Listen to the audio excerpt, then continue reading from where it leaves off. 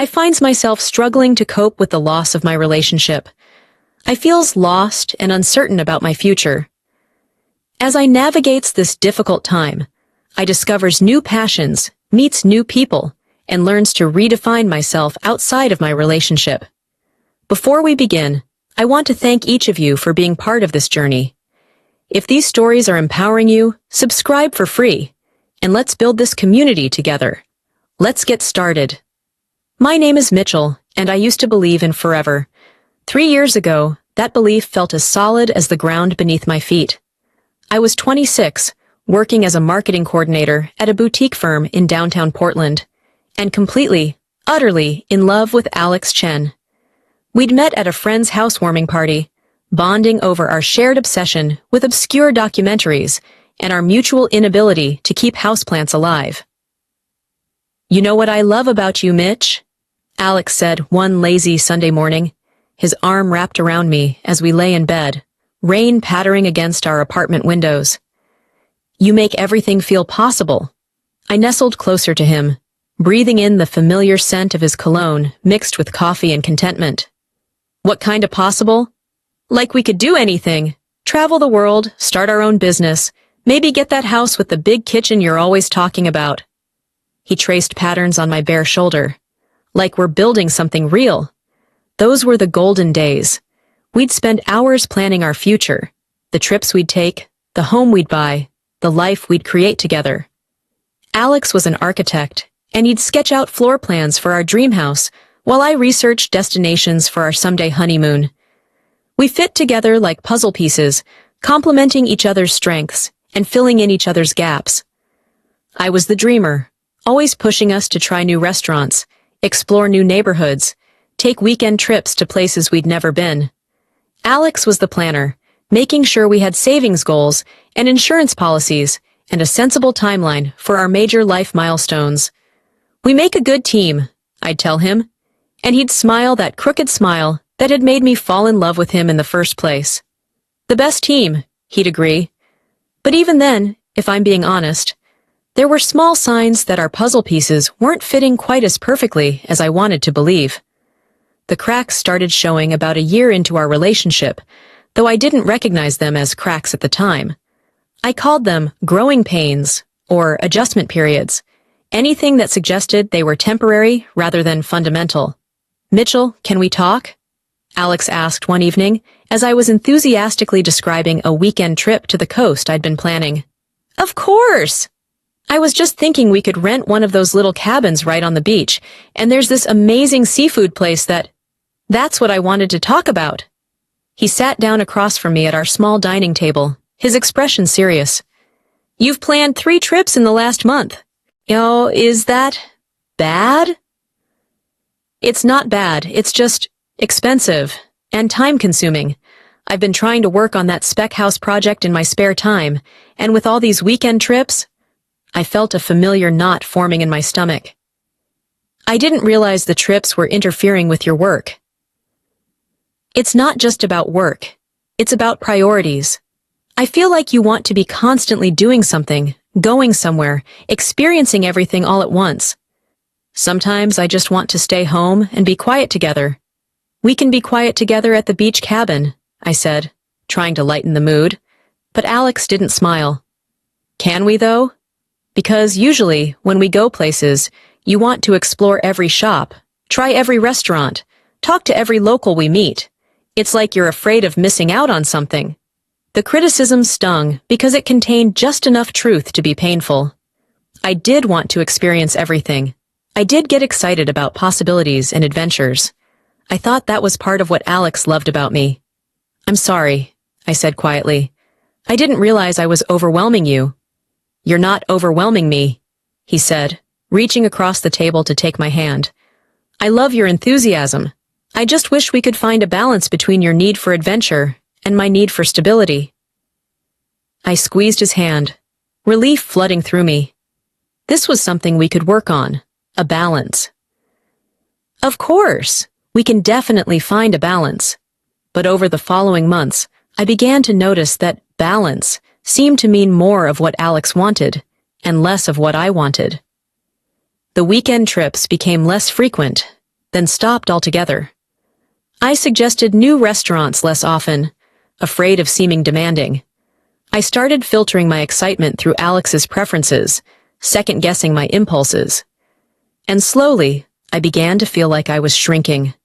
By our second year together, we developed a pattern that neither of us seemed to know how to break. I would suggest an activity or adventure. Alex would point out the practical problems with it. I would scale back my suggestion, and we'd end up doing something safe and predictable instead. What if we took a long weekend and drove down the California coast? I asked one Thursday evening. That's a lot of driving for just a long weekend, Alex replied, not looking up from his laptop. And gas prices are really high right now. Okay, what about just going to Seattle for the weekend? We could see that new art installation everyone's talking about. I've got that client presentation on Monday. I should probably use the weekend to prepare. Right, of course. I started suggesting things less frequently, and when I did, I front-loaded them with disclaimers. I know this might not be practical, or, we don't have to if you don't want to, but... The worst part was that Alex seemed oblivious to how much I was changing. When friends commented that I seemed less energetic than usual, he'd joke, "Mitchell's finally learning to relax." But I wasn't relaxing. I was disappearing. I tried addressing it directly one evening after a particularly frustrating week where every suggestion I'd made had been shot down for one practical reason or another. "Alex, I feel like we never do anything I want to do anymore." He looked genuinely surprised. "What do you mean?" "We do lots of things you want to do." "Like what?" "We went to that farmer's market last weekend." "After I suggested it 3 times, and you finally agreed because you needed to buy coffee anyway." "Mitchell, I don't understand what you want from me. I'm trying to be responsible about our future. Someone has to think about practical things like budgets and schedules. But what about spontaneity? What about adventure? What about the things that make life exciting? Life doesn't have to be constantly exciting to be meaningful," he said, and I heard an edge of frustration in his voice. "Some of us find meaning in stability and planning and building something solid. I'm not asking for constant excitement. I'm asking for balance, like you said before." I thought we had found balance. And that's when I realized the fundamental problem. Alex thought we had found balance because he was comfortable. He didn't see that the balance we'd achieved was actually me giving up most of what I wanted in order to accommodate what he wanted. But I didn't know how to explain that without sounding selfish or demanding, so I didn't. The conversation that ended our relationship happened on a Tuesday evening in March, exactly 3 years after we'd first met.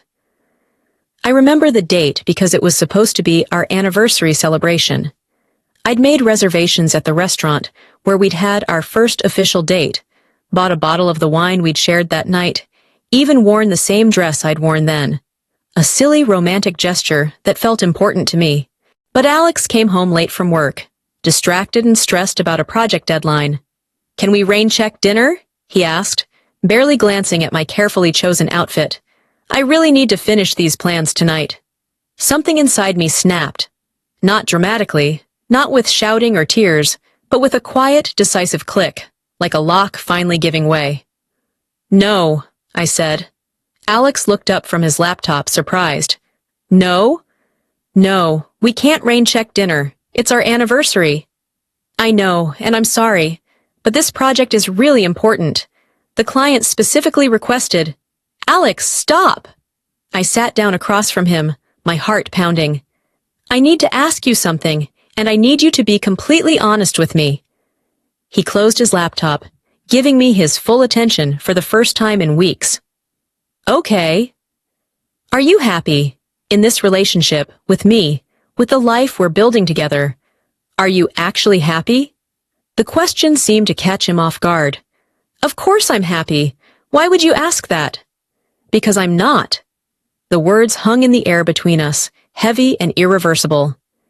Alex's face went through a series of expressions: surprise, confusion, hurt, and finally, something that looked almost like relief.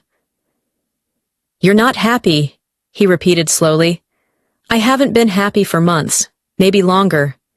I feel like I've been trying so hard to be the person you want me to be that I've forgotten who I actually am.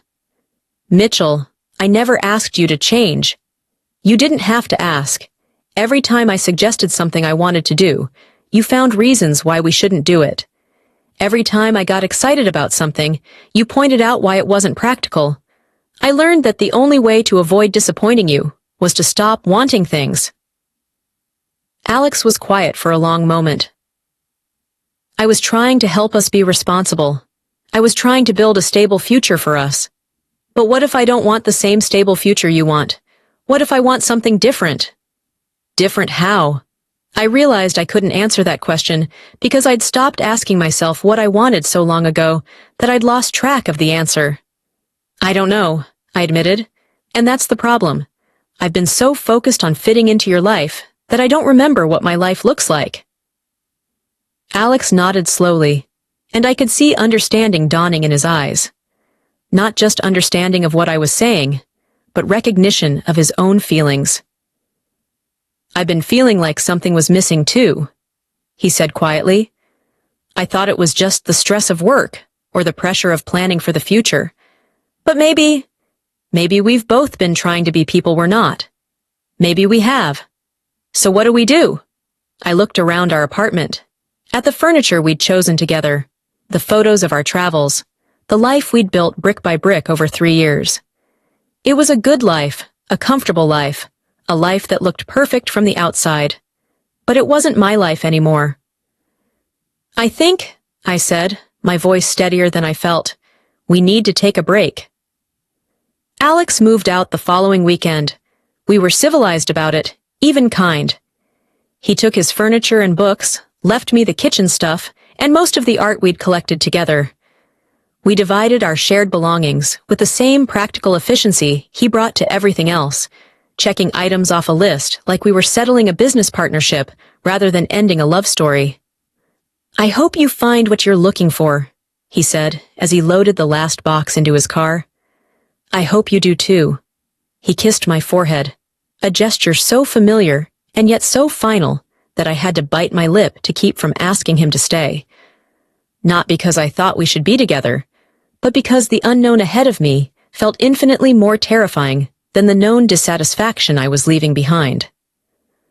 After he drove away, I sat in my apartment and listened to the silence. It was different from the comfortable quiet we'd shared. This silence felt expectant, like it was waiting for me to fill it with something new. But I had no idea what that something might be. The first few days were the hardest. I'd wake up expecting to smell coffee brewing, would reach for my phone to text Alex about something I'd seen, would start planning meals for 2 before remembering I was cooking for 1 now. The habits of couplehood were harder to break than I'd expected. My friends rallied around me with the fierce loyalty of women who'd watched me slowly fade away over the past 2 years. Thank God, my best friend Sarah said, when I called to tell her about the breakup. I've been waiting for you to remember who you were before Alex. Was I really that different? Mitchell, honey, you used to be the person who convinced all of us to take that spontaneous road trip to Vegas. You planned themed dinner parties and organized hiking groups and talked us into trying new things every weekend. The last time I suggested we take a pottery class, you said you'd have to check with Alex first. I cringed, remembering. I did say that, didn't I? You said it about everything. I'll have to check with Alex. Alex doesn't really like sushi. Alex thinks weekend trips are too expensive. You started living his life instead of your own. Sarah's words stung because they were true. I had been living Alex's life, following his preferences, adapting to his comfort zone. I'd been so focused on being a good girlfriend that I'd forgotten to be myself. But now that I was single again, I wasn't sure I remembered how to be myself. Who was I when I wasn't half of a couple? What did I want when I didn't have to consider someone else's wants first? Those questions felt too big and scary to answer, so I did what any reasonable person would do. I binge-watched Netflix and ordered too much takeout. 2 weeks after Alex moved out, I realized I needed to do something besides feel sorry for myself. The apartment felt too quiet, too empty, too full of memories of the life I'd just dismantled. I needed to get out, to move, to remember that there was a world beyond my relationship drama. I started small. I took walks around the neighborhood, really looking at things for the first time in months. I noticed the community garden that had been there all along, the little free library on the corner, the coffee shop with the hand-painted sign that I'd walked past hundreds of times without seeing. It's like I was sleepwalking, I told Sarah over lunch. How did I stop noticing everything? Because you were so focused on managing Alex's comfort that you forgot to pay attention to your own experience, she said, stealing a French fry from my plate. But the good news is, you're awake now. Awake, but disoriented. I felt like someone emerging from a long illness, everything too bright and overwhelming. Simple decisions felt monumental. What did I want for breakfast? What did I want to watch on TV? What did I want to do with my weekend? I'd gotten so used to deferring to Alex's preferences that my own decision-making muscles had atrophied. So I started exercising them. I bought groceries based entirely on what I was craving, not what was practical or healthy or on sale. I rearranged the furniture in ways that Alex would have found inefficient, but that made me happy. I played music he'd never liked, loud. Small rebellions, but they felt revolutionary. The biggest change was in my friendships. I realized how much I'd let them slide during my relationship, always choosing time with Alex over time with friends, always bringing him along to group gatherings instead of maintaining my independent connections. I'm sorry, I told my friend Jessica when I called to ask if she wanted to get drinks. I know I've been a terrible friend these past couple of years. You weren't terrible, Jessica said. You were just absent. But relationships do that sometimes. The important thing is that you're back now. Back, but different. I found myself paying attention to my friends' stories in ways I hadn't before, asking follow-up questions, remembering details. It was like I'd been operating at half capacity for so long that I'd forgotten what full engagement felt like. 3 weeks after the breakup, I was walking past a small art studio downtown when something in the window caught my eye. It was a pottery class advertisement. Discover your creative self. 6-week beginner's pottery course. I stared at the flyer, remembering Sarah's comment about how I used to convince people to try new things. When was the last time I'd tried something new myself? Before I could second-guess the impulse, I walked into the studio and signed up. Have you worked with clay before? Asked the instructor, a woman in her 50s with paint-stained fingers and the kind of calm presence that made you want to confess your secrets. Never, I admitted. Is that a problem? Not at all. Some of the best students are the ones who come in with no preconceptions about what they're supposed to create. The first class was a disaster in the most wonderful way. My hands were clumsy, my attempts at symmetry laughable, my bowl more closely resembling a abstract sculpture of questionable merit. But something about the feel of the clay responding to my touch, the way it demanded my complete attention, the impossibility of worrying about anything else while trying to center a wobbling mass of earth, it was exactly what I needed. Don't think so much. The instructor, Helen, told me as I struggled with my second attempt at a bowl. Clay doesn't care about your plans. It wants to work with you, not for you. I relaxed my grip, stopped trying to force the clay into a predetermined shape, and suddenly felt it responding differently. Not perfectly, it was still clearly the work of a beginner, but with less resistance. There, Helen said, smiling. Now you're having a conversation with it instead of giving it orders. The metaphor wasn't lost on me. I'd spent so long trying to force myself into the shape Alex wanted that I'd forgotten what it felt like to work with my own nature instead of against it. I started staying late after class, practicing centering techniques and losing track of time in the meditative repetition of the work. My hands grew stronger, my understanding of the clay deeper. I wasn't creating masterpieces, but I was creating something that was entirely mine. For the first time in years, I was excited about learning something new. The pottery studio became my regular haunt. I'd arrive early and stay late, drawn by the quiet, focus of the work, and the community of people who gathered there. It was a diverse group, retirees looking for new hobbies, stressed professionals seeking creative outlets, college students, fulfilling art requirements, and people like me who were trying to remember who they were outside of their former circumstances. One evening, as I was struggling with a particularly stubborn piece that kept collapsing, the woman at the wheel next to me offered advice.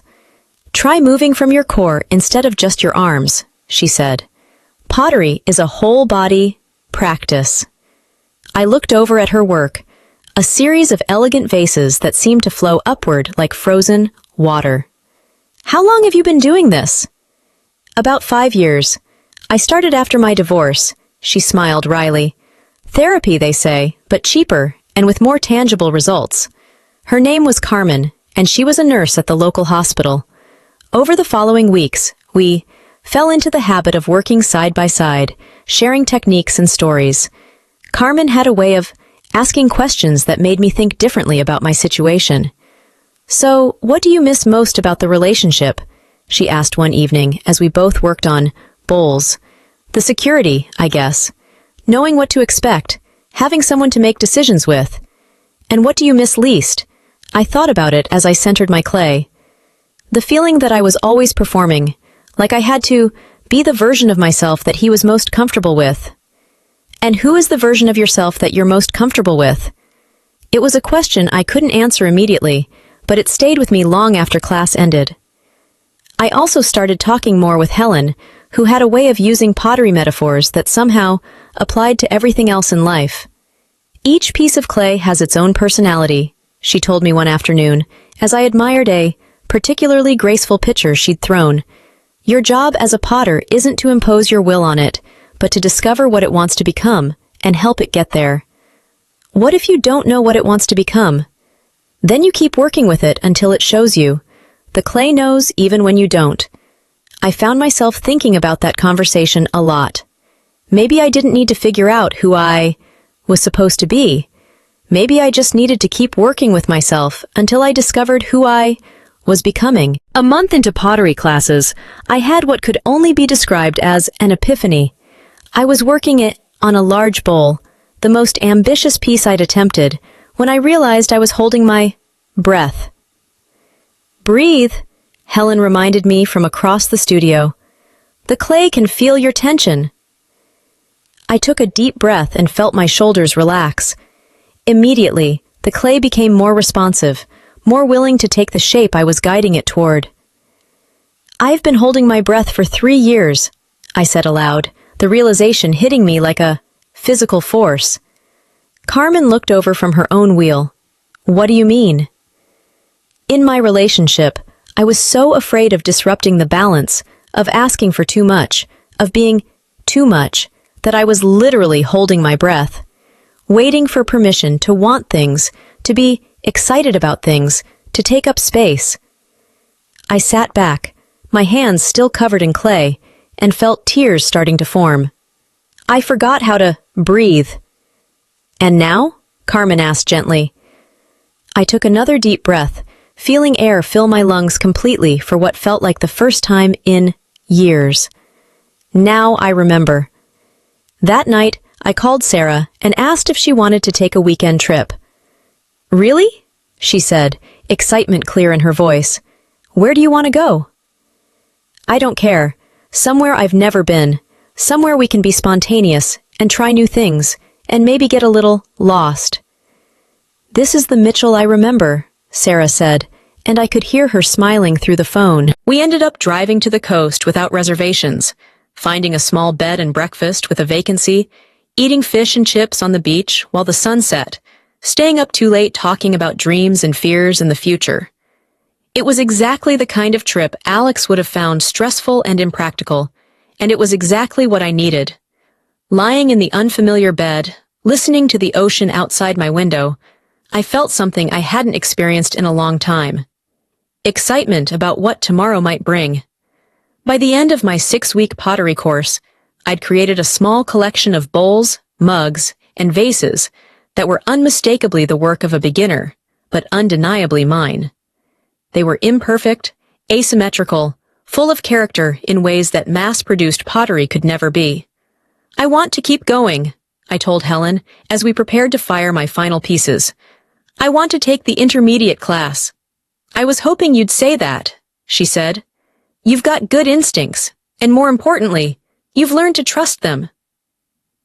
Trusting my instincts. That was the key difference I felt in myself.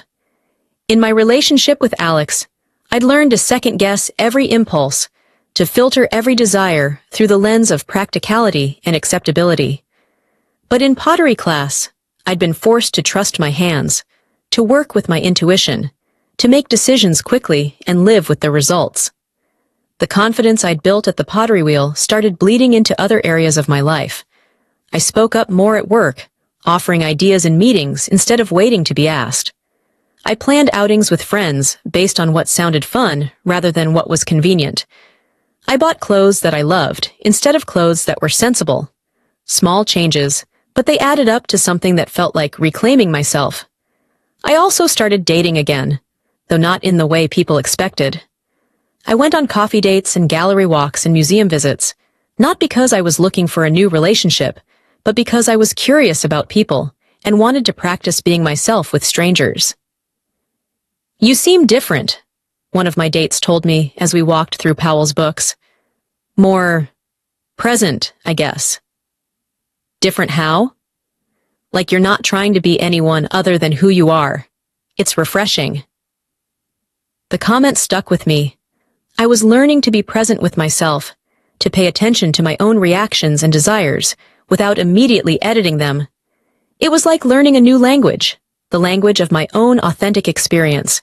And the more fluent I became in that language, the more I realized how much I'd lost in translation during my relationship with Alex. I met Daniel on a Tuesday evening in my intermediate pottery class. He was new to the studio, tall and slightly awkward in the way of people who weren't used to working with their hands. His first attempt at centering clay was so spectacularly unsuccessful that I couldn't help but laugh. "It's not supposed to fly off the wheel like that, is it?" he asked, looking at the clay that had splattered against the wall behind him. "Not typically, no," I said, trying to suppress my giggles. "Here, let me show you." I guided him through the basics: how to position his hands, how to use his body weight, how to apply pressure gradually rather than all at once. He was a quick learner, and by the end of class, he'd managed to create something that could generously be called a bowl. "I'm Daniel," he said as we cleaned our tools. "And you're either a very patient teacher or you enjoy watching people fail spectacularly." "Mitchell," I replied, "and I prefer to think of it as watching people learn spectacularly." He had an easy laugh and kind eyes, and when he asked if I wanted to grab coffee after class, I found myself saying yes, without the usual internal debate about whether it was a good idea. Over coffee, I learned that Daniel was a high school history teacher who'd signed up for pottery class on a whim after seeing a documentary about Japanese ceramics.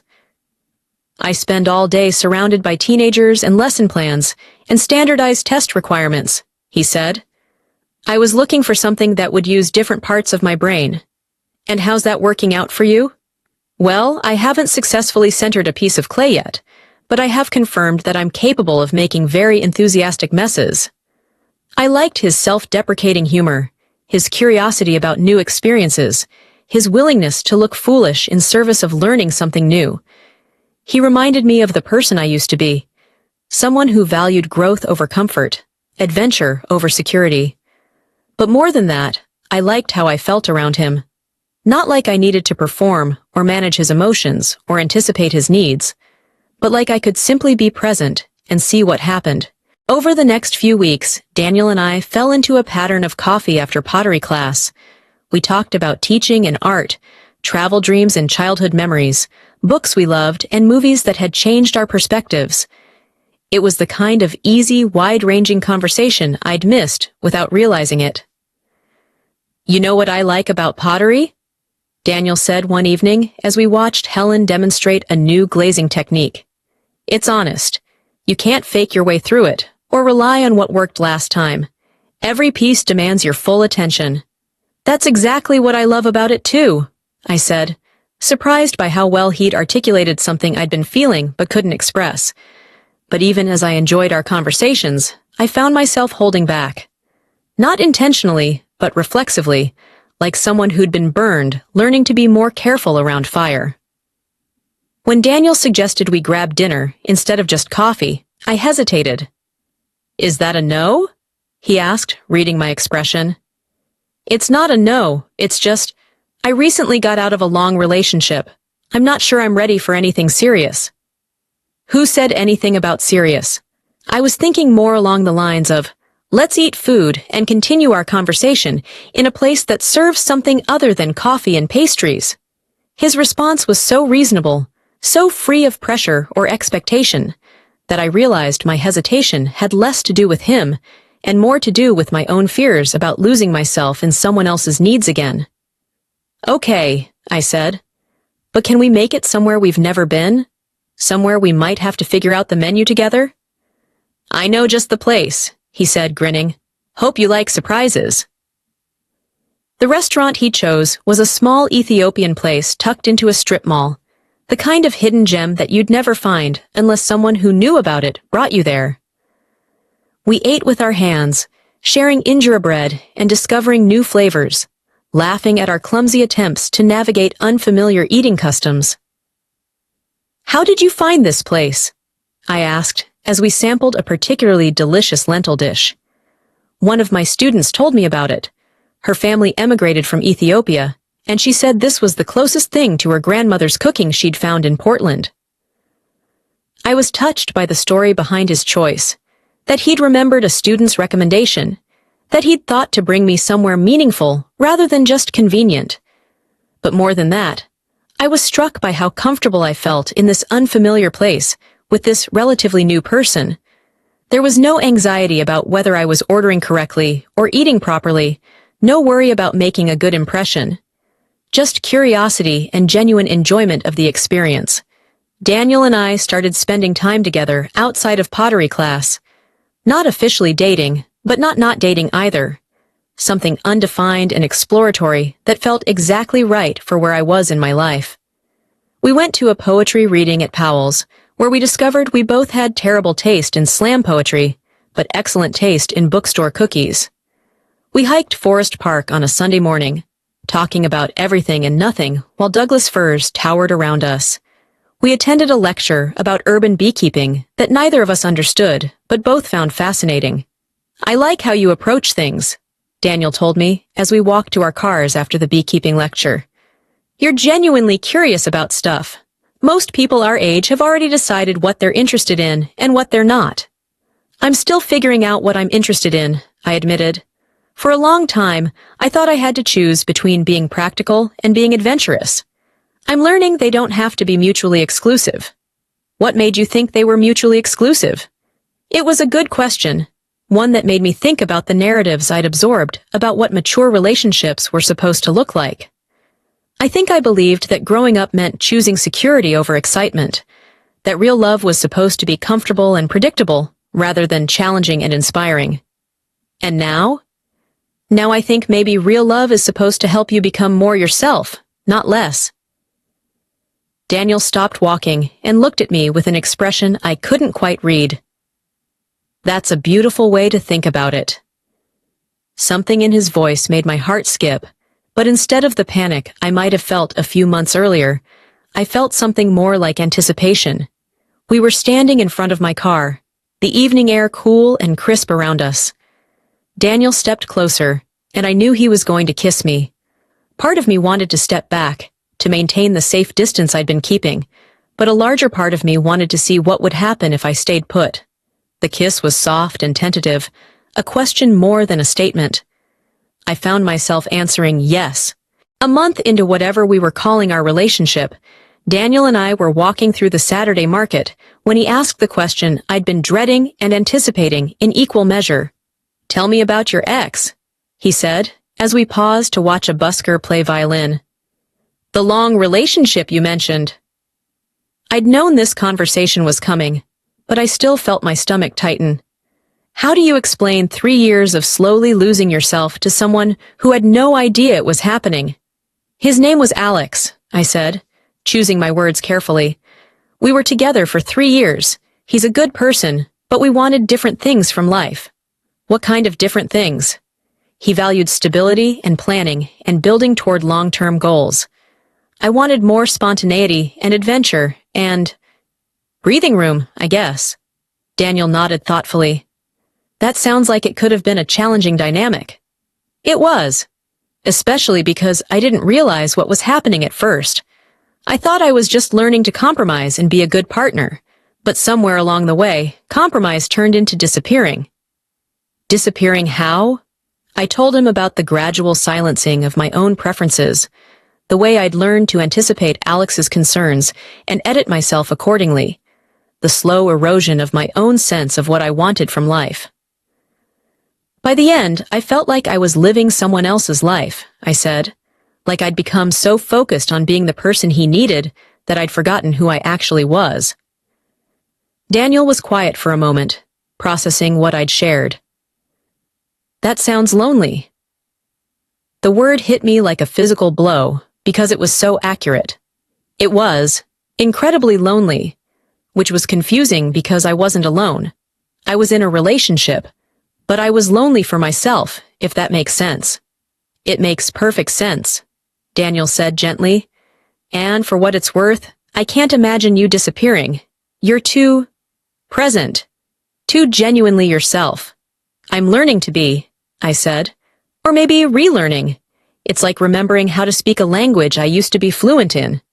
We sat down on a bench overlooking the river, watching kayakers navigate the gentle current. Daniel reached for my hand, and I let him take it. I'm glad you're remembering, he said. The world needs more people who are brave enough to be authentically themselves. That evening, Daniel and I ended up back at my apartment, sharing a bottle of wine and continuing the conversation we'd started at the market. There was something about his response to my story that made me want to know more about his own experiences with love and loss. What about you? I asked as we settled on my couch. Any significant relationships in your past I should know about?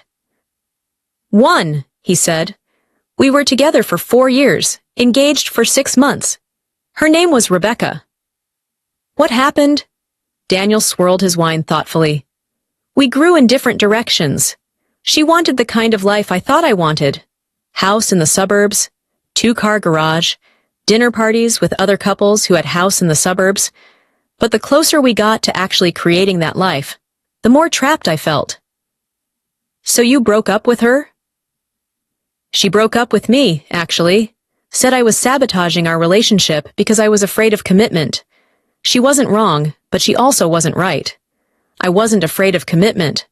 I was afraid of committing to a life that didn't feel authentic to who I was becoming. I recognized something in his story that resonated with my own experience. It's hard when you realize that what you thought you wanted isn't actually what you want. Exactly. And it's even harder when you realize that the person you love is perfectly suited for the life you thought you wanted, but not for the life you actually want. Do you think that's what happened with Alex and me? That we were both perfectly suited for lives the other person wanted? Daniel considered this. Maybe. Or maybe you were both perfectly suited for the people you used to be, but not for the people you were becoming. It was a generous way to think about it, one that didn't assign blame, but acknowledged the genuine tragedy of growing in incompatible directions. What do you want now? I asked. What does an authentic life look like for Daniel, the history teacher who makes spectacular messes in pottery class? He laughed. I want to keep learning new things, even if I'm terrible at them initially. I want to travel to places where I don't speak the language and have to figure things out as I go. I want to be with someone who challenges me to be more curious, more brave, more present. He paused, looking at me with an intensity that made my breath catch. I want to be with someone who's on her own journey of becoming, not someone who's already decided exactly who she is and what she wants from life. That sounds like a beautiful life, I said softly. What about you? What does an authentic life look like for Mitchell, the pottery student who's relearning how to breathe? I thought about his question, realizing that for the first time in years, I had answers that felt truly mine. I want to keep saying yes to things that scare me a little. I want to travel and create and explore and meet people who see the world differently than I do. I want to build something meaningful with my work, something that feels like it matters. And I want to be with someone who sees my growth as a good thing, not a threat. Daniel reached over and tucked a strand of hair behind my ear. I think we might want compatible things. I think we might, I agreed. 3 months into my relationship with Daniel, I found myself reflecting on how much had changed since my breakup with Alex. It wasn't just that I was with someone new, it was that I was someone new, or rather, someone more authentically myself than I'd been in years. I was in my pottery studio on a Saturday morning, working on a series of bowls for a local gallery show that Helen had encouraged me to participate in. The work was challenging, requiring techniques I was still mastering, but I felt confident in ways that had nothing to do with my skill level and everything to do with my willingness to try. "Those are coming along beautifully," Helen said, stopping by my wheel to admire the latest bowl. "You've found your voice." My voice? Every potter develops a distinctive style, a way of working that's uniquely theirs. When you first started, you were trying to make what you thought bowls should look like. Now you're making bowls that could only come from your hands. I looked at the piece I was working on, slightly asymmetrical, with a rim that curved in an unexpected way, glazed in colors that spoke to something deep in my aesthetic sense. She was right. This bowl looked like me. "When did that happen?" I asked. "Gradually, then all at once. That's how most important changes happen." After class, I called Sarah to tell her about the gallery show. "Mitchell, that's amazing," she said. "I'm so proud of you. You know what this means, right? That I've learned to center clay without it flying across the room? It means you've learned to trust yourself again. The woman who was afraid to suggest a restaurant 6 months ago is now confident enough to put her art in a public exhibition." Sarah's observation stopped me cold. She was right. The changes in my pottery practice reflected changes in every area of my life. I was taking up space, expressing preferences, making choices based on my own desires, rather than other people's expectations. That evening, Daniel and I were cooking dinner together, a new recipe we'd found that required techniques neither of us had tried before. As we fumbled our way through knife cuts and temperature adjustments, I found myself thinking about how different this felt from cooking with Alex. "What are you smiling about?" Daniel asked, noticing my expression. "I was just thinking about how much I love not knowing what we're doing." "The eternal mystery of whether this chicken is actually cooked through?" "No, I mean yes, but also just this, figuring things out together, being okay with not being experts. With Alex, I felt like we had to be good at everything we tried, or at least appear to be good at it. And now? Now I think being bad at things together might be more fun than being good at things separately." Daniel leaned over and kissed my temple while I stirred the sauce that may or may not have been the right consistency. "I love watching you discover what you enjoy." "What do you mean?" "You have this look you get when you realize you like something, like you're surprised by your own preferences. It's like you're meeting yourself for the first time." In a way, I was. Not everything about my relationship with Daniel was easy. We had our first real disagreement about 2 weeks after our deep conversation about our exes, and it revealed patterns I was still working to change. It started with something small. Daniel wanted to go to a music festival that weekend, and I had planned to use the time to work on pieces for the gallery show. "Can't you work on pottery any weekend?" he asked when I explained my conflict. "I could, but I've been looking forward to having a full day in the studio without any other commitments." "Come on, Mitch, it'll be fun. When's the last time you did something completely spontaneous?" The comment triggered something in me, a familiar feeling of being asked to set aside my own priorities for someone else's idea of what would be good for me. "I don't want to go to the music festival," I said, more sharply than I'd intended. I want to work on my art. Okay, I didn't realize it was such a big deal.